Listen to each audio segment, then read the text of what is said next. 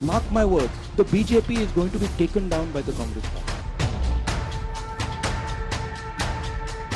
मुझे लगता है कि इंडिया अलायंस बीजेपी को चुनाव में आसानी से हरा की बार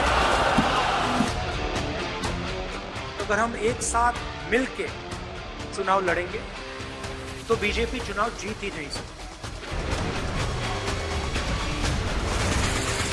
इंडिया गठबंधन बनने के बाद राहुल गांधी लोकसभा चुनाव जीतने का दम भर रहे हैं। दावा कर रहे हैं कि नतीजे चौंकाने वाले होंगे।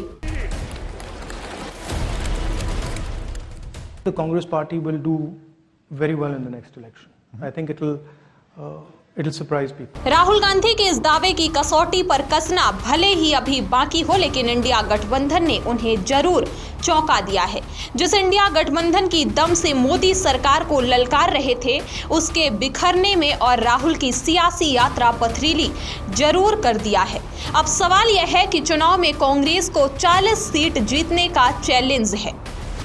पश्चिम बंगाल से चैलेंज आई है कि कांग्रेस 40 पार नहीं कर पाएगी, 40 पार नहीं कर पाएगी। मैं प्रार्थना करता हूं कि आप 40 बचा पाए।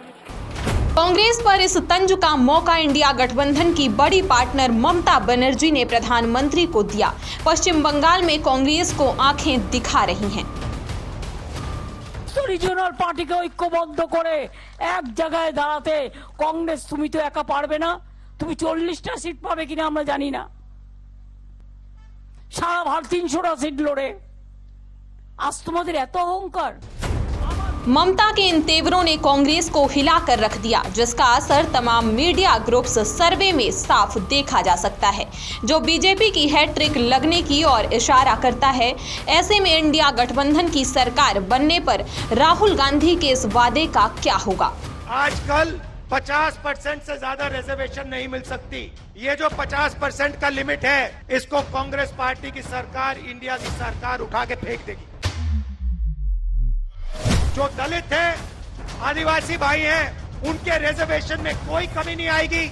मैं आपको गारंटी देके कह रहा हूं, और जो पिछड़ों का हक बनता है वो उनको मिलेगा। हमारा पहला कदम जाति जनगणना को करवाने का होगा। सवाल फिर वही कि राहुल गांधी के इन वादों पर जनता को कितना एतबार है? क्या वो भी मानती है कि इंडिया गठबंधन एनडीए को हरा सकता है? तो मोदी के विकल्प में बने इंडिया गठबंधन के लिए तमाम मीडिया ग्रुप्स सर्वे में साफ देखा जा रहा है कि जीत किसकी होगी, यह बताने की जरूरत नहीं है। लड़ाई एनडीए और इंडिया के बीच में है, नरेंद्र मोदी जी और इंडिया के बीच में है, उनकी विचारधारा और इंडिया के बीच में है। आप जानते हो, जब भी कोई हिंदुस्तान के सामने खड़ा होता है, इंडिया के सामने खड़ा होता है, तो जीत किसकी होती है कहने की जरूरत भी नहीं। तमाम मीडिया ग्रुप्स के सर्वे में ताकत फूंकने की एक बड़ी वजह यह भी बताई जा रही है कि जनता का एक बड़ा तबका कांग्रेस को दोषी मान रहा है। नीतीश कुमार ने भले ही अपने सियासी सहूलियत के लिए पाला बदला हो, नीतीश कुमार के एनडीए में जाने से कांग्रेस पर चौतरफे हमले हो रहे हैं। नीतीश और उनके करीबी पहले भी कह चुके हैं कि कांग्रेस के अहंकारी रवैये की वजह से बात नहीं बन सकी। आप में हालत देख लीजिए, हम तो कितना कोशिश कर रहे थे, एक काम करवे नहीं किया, एक काम नहीं कर रहा था। आज तक तय किया कि कौन पार्टी कितना लड़ेगी, कुछ नहीं। हम तो फिर छोड़ दिए कि भाई छोड़ो भाई, और छोड़ करके हम अपना आ गए। महागठबंधन बनने के बाद से ही नीतीश कुमार के नाराज होने की खबरें आने लगी थी, और वह बता भी चुके हैं कि इंडिया नाम रखने से खुश नहीं थे। नाम भी कह रहे थे कुछ दूसरा उन लोगों को, अब अपना कर दिया था। हम तो बोल दिए थे कि नाम ठीक नहीं है, तो अपना कर दिया, तो हम कहे ठीक है। अब बाद में हालत देख न लिए। नीतीश कुमार की वजह उन्हें महागठबंधन का चेहरा न बनाए जाना बताया गया, लेकिन वह अब इस मोर्चे से बाहर हैं। नरेंद्र मोदी जी ओबीसी नहीं पैदा हुए थे।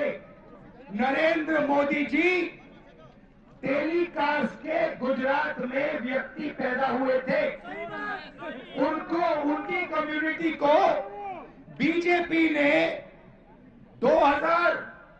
साल 2000 में ओबीसी बनाया, आपके प्रधानमंत्री ओबीसी नहीं पैदा हुए, आपके प्रधानमंत्री जनरल कास्ट पैदा हुए। और ये पूरी दुनिया में झूठ बोल रहा है कि मैं ओबीसी पैदा हुआ। राहुल गांधी अपनी भारत जोड़ो न्याय यात्रा पर हैं। उनकी यात्रा 15 राज्यों से होकर गुजरने वाली है, जिसमें वह आम लोगों से बात करते हैं, उनके पास जाते हैं। इससे क्या लोग उनकी पार्टी से जुड़ेंगे?